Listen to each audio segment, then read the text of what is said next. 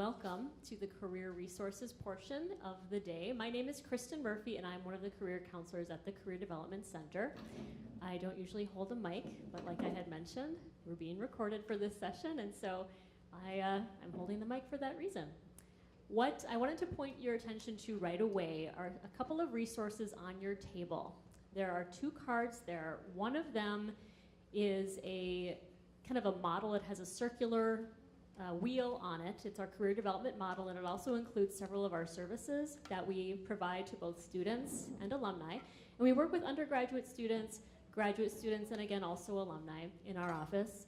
And then there's another card there, which is our career counseling timeline. So it goes through years 1 through 4 and just gives some suggested activities that students might want to consider depending on where they are in their career development, during their years here. So you can take some of those with you as you go and share them with your students. What I would also like to let you know too is that our office is available to your student at any time, including beginning today or tomorrow. Okay, so now that your student is registering, they can come and see us even before the school year starts. Students are not required to use our services, but they can choose to make use of our services if they think it would be helpful for them to do so. But I encourage everyone to come in at least once a year, sometimes once a semester is a good amount of time to think about coming in to talk about what are you thinking about a career, what might you be thinking about with a major, what might you be thinking about in terms of an internship or some professional development that might help to get you on your way for after you're finished with St. Thomas. Okay, what I'd like to start with though is a little bit of time travel. So most people in this room have been 17 or 18 at one point in your life. And what I'm going to ask you to do is to consider two questions, all right? So the first is, think back to that time when you were just out of high school. What kinds of career-related messages might you have been given at that time, whether it was helpful or unhelpful? And then I'd also like you to think about the kind of conversations you're having with your student now. Because I'm guessing that most of you are talking with them a little bit about what do you think you want to study at St. Thomas? What do you think you might want to do with your life or with your career? That's typically a topic of conversation between parents and students. So just consider these things for a minute, and I'm going to ask you to talk to each other for about 3 to 5 minutes. Talk about these topics, then we're going to come back as a group and discuss a little bit about what you have come up with. Okay? So go ahead. And if you're in a table of one, join another table where someone else is sitting. Thank you.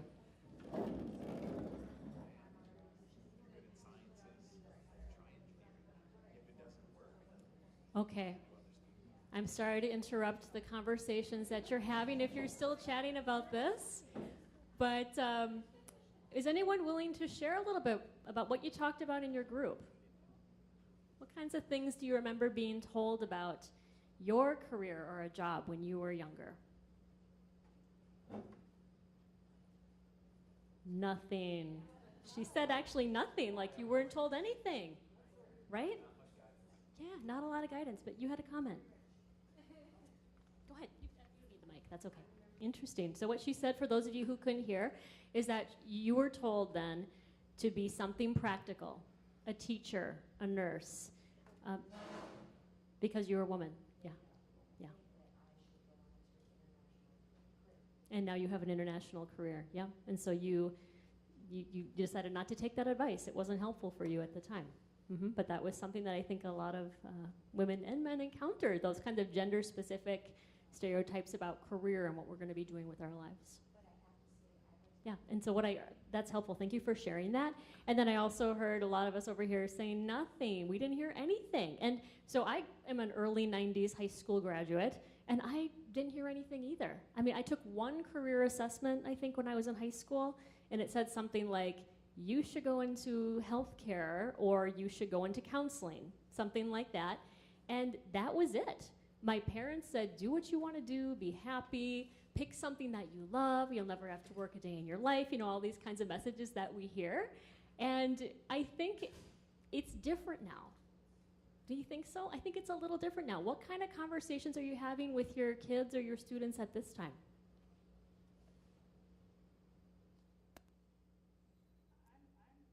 Earlier exploration, so get some more information, have some activities that will help her learn a little bit more about who she is and how she fits into the world of work. Right. And I think that we're starting earlier with career exploration than I remember anyway. So like I had said, when I was in high school, we didn't talk about it. You know, the assumption was you go to college, you get a job, or you finish high school and you go into a trade right away. And now, students are getting these messages really early, like in junior high school sometimes I'm hearing about this. And that's not right or wrong, it's not good or bad, but it's very different. And the realities of the workforce now are really different too. And so when I talk to students in my office, they come in with a little bit of anxiety, more anxiety than I think I experienced when I was an early college student, because they want to know, and their parents want to know, about the return on the investment. School is expensive, it's a time commitment. You want to know what's on the other side of that education and that your student will be, able to be employed and have some great skills, right? So things are different now for our students, and I appreciate you thinking about these questions, because right now for your kids or your grandkids, your college-age students that you're here with today, they're thinking about this a lot.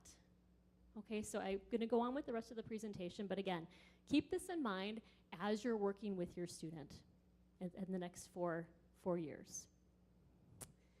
Okay, what I wanted to direct your attention to now is the model, what we call the model in our Career Center. This is kind of our guiding philosophy for how we work with students. And I'll focus today especially on how we work with first-year students, but I'll also go through some of the other services that we can provide your student while they're here at St. Thomas. The model that we go by is set up in a circle for a reason, because we view the career development process as cyclical in nature. Your student is probably right now somewhere in that red quadrant up there. So we call that self-assessment, and that's when they're really thinking about, who am I? What am I good at? What am I interested in? What are my values? Okay, who am I? And then they start to move into that purple quadrant, which we call reality check.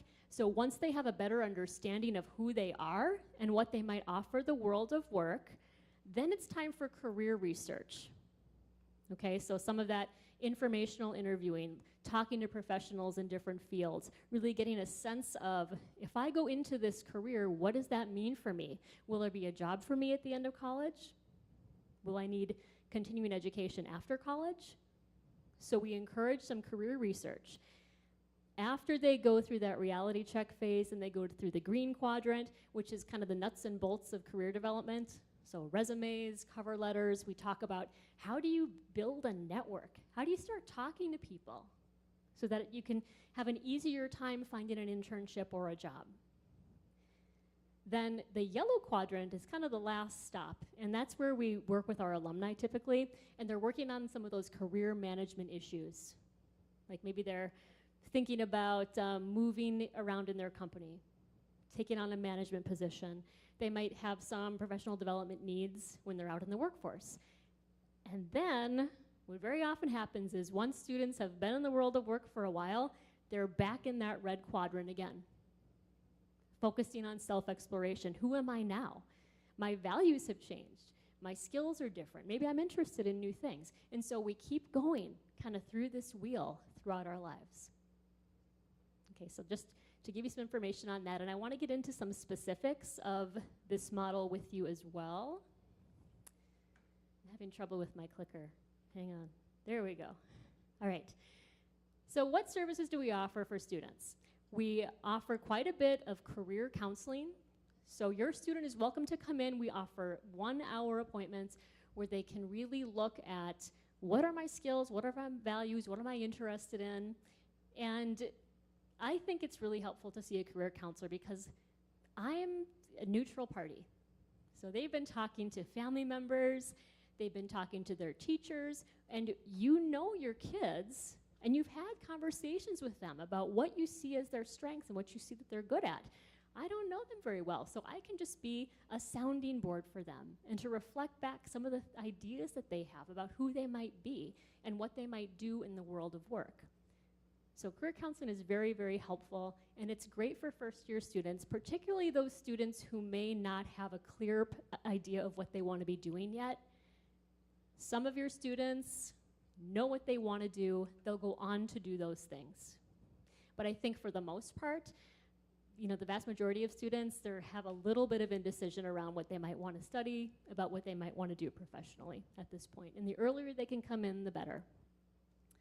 We also offer career assessments for students who are interested in that. So we offer the Strong Interest Inventory, the MBTI, we offer Strengths Finder for students, and sometimes that can be a helpful jumping off point for someone if they're thinking, what is this assessment going to tell me I might do with my life? It's one piece of the puzzle, all right, for them to consider when they're considering a major or career.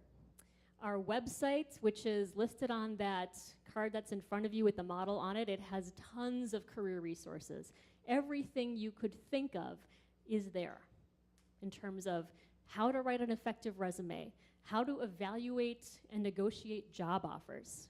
We also have some free assessments on our website as well, so I'd encourage you to check that out and also share that with your student. Hold on one second. I clicked too far. Okay. So the second phase that I mentioned earlier, the reality check piece, that's when we're going to be thinking about what can I do with this major? So a few days ago on our first day of orientation, I was up at the information fair, and I spoke with a student who came up to me, and he said, I know what I'm going to study. I want to study math. And then he said, what do I do with a math degree, right? And so I'm thinking, well, there's several things you can do, several different careers that require strong math skills. And we couldn't talk about it in that setting, obviously, but I said, this is something you come in and you talk with a career counselor about. And we look at all these different options about what you could do.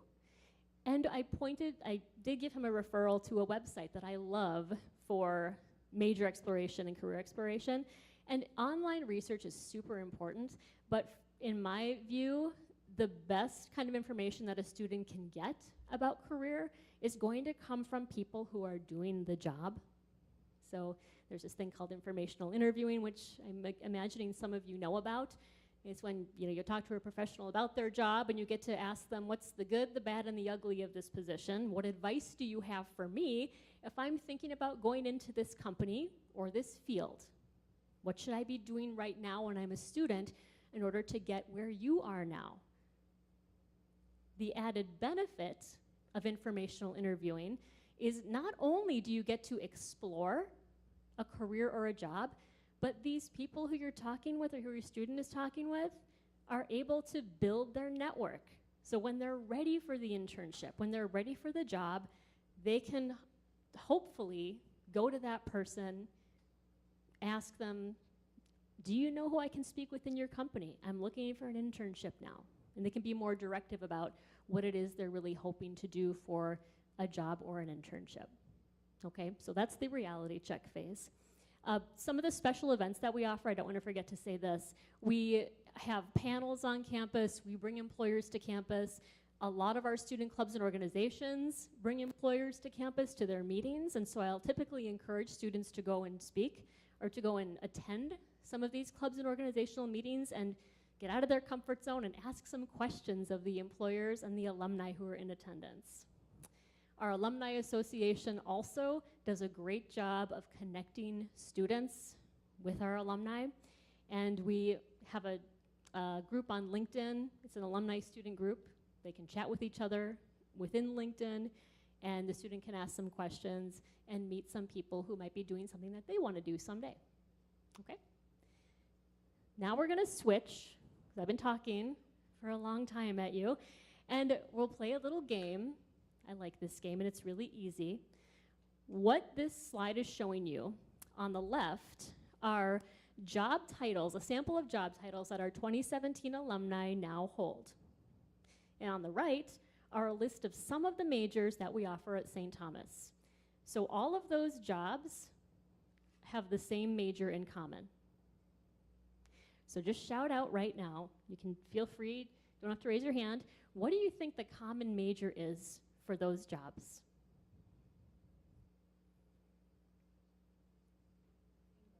English, no. But thank you for guessing. Marketing, no.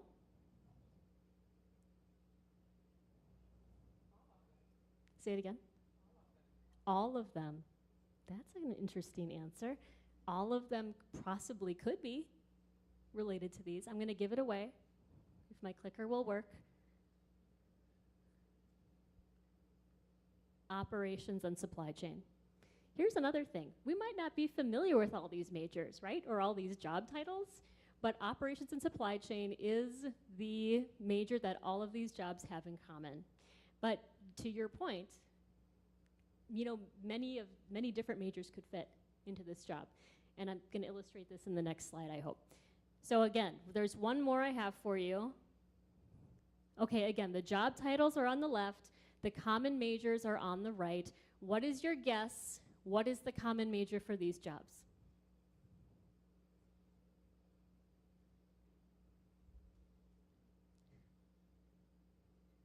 Don't everyone get so excited. It's okay. Any guess is okay. You want to say something? The teacher's throwing you off, yeah. Like, what do those jobs have in common? Any guesses? Everybody's shy. I'm going to tell you what it is, okay? It is, here we go.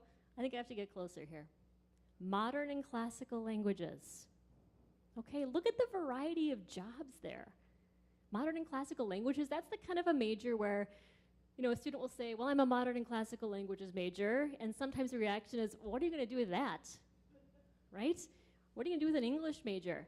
You can do so much with these things. Look at that. I love this slide for this reason, because what it really illustrates to me is that the major is important, but it's not always the defining factor in the kinds of employment the student's going to receive. Sometimes, though, the major needs to be very specific. So if your student is thinking about accounting, finance, engineering, those are fairly major specific. You need to have the major to go along with that. But in all these other major programs, there's some flexibility. What really matters is that the student is going to be gaining lots of different experiences, different internships, possibly student clubs and organizations, maybe some leadership experience. That can all go on the resume. Service, so volunteerism is important too. That can go on the resume. We're thinking about well-rounded students who are able to network effectively. And our office really tries to put students in touch with employers by bringing employers to campus so they can make some of those intentional connections. Thank you for playing. Okay, moving on. The job and internship search. And this is something where parents often have a lot of questions about this. So how many internships should my student have? When should they have an internship? Do they need to have an internship? It's really helpful to have an internship, okay? But you don't need one, but I would say that from the survey data that we just collected, around 64% of our 2017 graduates had at least one. Some had two. And the typical time frame for an internship is going to be usually between the junior and senior year. More often, though, we're seeing employers look for younger students between their sophomore and junior year. It's not typical to have an internship the first year, but it does happen. And maybe some of your students already have some experiential learning under their belt. I do hear from students who've done that even before college. They will need to have a resume. I think we all know this in this room, and possibly a cover letter when they're looking for that internship or job. If your student is thinking about an on-campus job this fall, a resume is required, and we are happy to see them in our office before the school year even starts to get that ready, okay? Get that resume together. It's the most common reason why students visit our office each year, and I think we're pretty good at resume review and giving resume feedback. We also have something called Tommy Careers, which is our job and internship site. Typically, we have around 1,000 to 1,200 jobs and internships posted, mostly entry-level positions and internships, because That's who we serve here for the most part at St. Thomas. Your student is welcome to look at that at any time. It's right on our website. And then I wanted to mention on-campus interviewing. We average around 1,000 interviews in our office each year during fall and spring semester. Just about 80 employers visit our office for on-campus interviewing each year. So we have quite a few opportunities for our students to participate in that. And then last but not least, interviewing skills. This is a big one. Students and all of us could use some help with this typically, okay? So we have students come into our office dressed in their interview clothes. We ask them some questions, we record it, and then they can watch themselves to see how they did. Did they like the answer they gave? Did they want to change that in the future? So I think it's a very helpful activity. There's a lot of other events that we offer each year, including a job fair and just lots of panel discussions. There's too many to mention in this short time, but I encourage you to check out our website. And I know you have to leave now because your next session is starting in 5 minutes, but if you do have questions for me, please ask once we're all done. Thanks for listening.